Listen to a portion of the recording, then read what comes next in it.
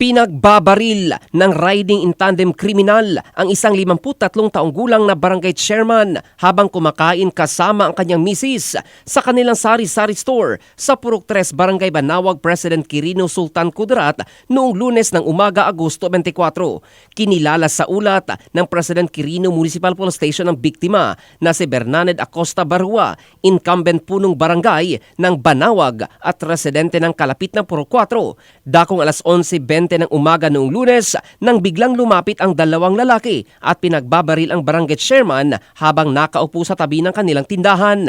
Nakasuot umano ng itim na jacket at bonnet ang mga sospek at sakay ng isang itim na motorsiklo na walang plaka. Tinamaan ng maraming bala sa iba't ibang bahagi ng katawan si Barua at agad na isinugod sa ospital, ngunit hindi na ito nakaligtas sa mga tinamong sugat. Matapos ang pamamaril, mabilis namang tumakas ang dalawang sospek patungo sa direksyon ng Barangay Malingon. Agad namang nagsagawa ng hot pursuit operation ang President Quirino Municipal Police Station at nakipag-ugnayan sa Sultan Kudarat Provincial Forensic Unit para sa pagsusuri sa mga nakuhang ebidensya.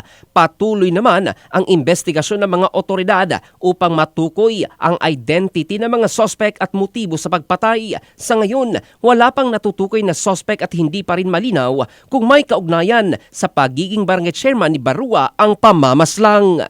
In the heart of changing lives, ito si Jofel Candado ng Brigada News Philippines, the Music and News Authority.